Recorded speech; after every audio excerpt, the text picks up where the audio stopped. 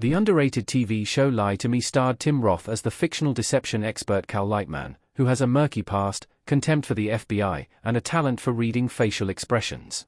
This science of micro-expressions forms the central plot throughout the show's first 2 seasons. Though Lie to Me differs from most crime dramas, it was marketed similarly to police procedural shows like Criminal Minds, which did not do its premise justice. Season 1 of Lie to Me may not have thrilled critics, who gave it a 63% Rotten Tomatoes rating, but audiences were impressed, rating it 88%. Lie to Me follows Cal's deception detecting agency, the Lightman Group, and its employees as they analyze a different situation in each episode. These range from interviewing politicians to catching active serial killers.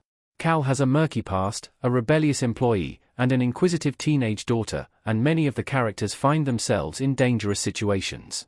With its kidnappings and assassinations, Lie to Me often felt like a thriller when watching some of the most suspenseful episodes. Lie to Me was cancelled abruptly after its 3rd season aired, leaving a cliffhanger ending and space for a much-needed Lie to Me revival. A Lie to Me reboot would perfectly fit today's true crime popularity. The unusual character dynamic makes Lie to Me different from other true crime shows. The core cast of Lie to Me Season 3, from LR, Emily, Rhea, Cal, Eli, Gillian.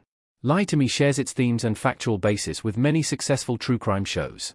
Lie to Me episodes often feature serial killers and psychopaths, and the series is based on a real person's work. The psychologist Paul Ekman inspired the series and worked as a consultant. True crime is a popular genre, and a Lie to Me reboot would be perfect for modern true crime fans. It has a simple crime show formula, the real-life elements of a documentary, and the compelling characters of a drama while adding a unique twist to true crime. The main characters in Lie to Me are deception experts rather than crime scene investigators, which makes it very difficult for them to lie to each other. This gives them an extremely different dynamic from the characters in most other true crime shows. Cal is arrogant but loyal, with a dark history that slowly unravels throughout Lie to Me, and his employees include a psychologist, an FBI agent, and a man practicing radical honesty by refusing to lie, ever. This core cast was also unusual compared to many popular TV dramas in the late 2000s. Lie to Me was ahead of its time in many ways. Lie to Me featured women in many different roles. Mackie Pfeiffer as Ben Reynolds in Lie to Me. While the core cast of more modern TV shows like How to Get Away with Murder feature even broader diversity, Lie to Me is still surprisingly ahead of its time.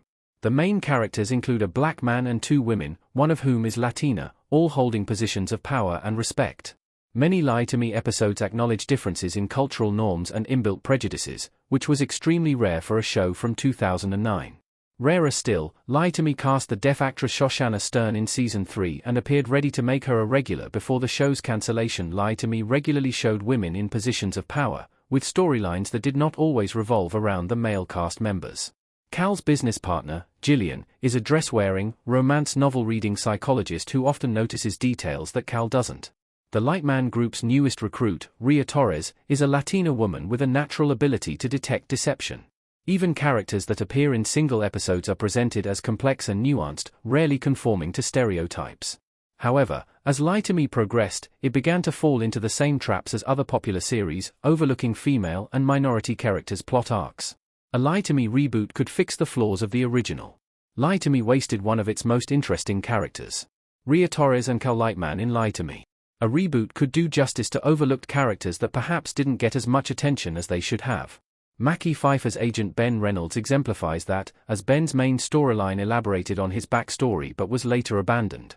There's also the matter of Rhea. Lie to Me briefly looked as though it would become a show with a well-written LGBTQ+ character when Rhea mentioned a previous same-sex relationship. However, she later described it as a phase, making the detail irrelevant and seemingly added for shock value. A Lie to Me reboot making Rhea bisexual would bring much-needed positive representation for the often overlooked bisexual community. One of Lie to Me's most interesting characters was Eli Locker, who began the show refusing to lie under any circumstances. His self-imposed policy was repeatedly challenged, with Eli eventually lying to protect Gillian. This episode should have been a turning point for his character, but Lie to Me focused on Eli's potential romance with Rhea. Lie to Me missed the opportunity to create a strong platonic friendship between the two, which is still a rarity for shows today. A Lie to Me reboot should revisit Eli's radical honesty policy and strengthen his friendship with Rhea. What a Lie to Me reboot would look like. Emily Lightman could take over the Lightman Group. If the cast were to return for a Lie to Me reboot, the show would need to update some key elements that have aged since Lie to Me first aired. A reboot would need to ensure that the characters of color are not just seen but developed, and that the female characters have storylines outside cliché romances. If Eli is to remain in Lie to Me, his tension with Cal must be resolved. This is essential because a Lie to Me reboot would need a significant time jump to account for Emily Lightman actress, Haley McFarland. Growing to adulthood, a Lie to Me movie could be a compelling thriller, but a reboot could explore other possibilities. If Tim Roth did not return to play Cal, Rhea could take over the Lightman group, becoming the main character and resident deception expert. Rhea also has a dark past which could catch up with her. Another option is for Cal's daughter, Emily, to take over, or even inherit, the business.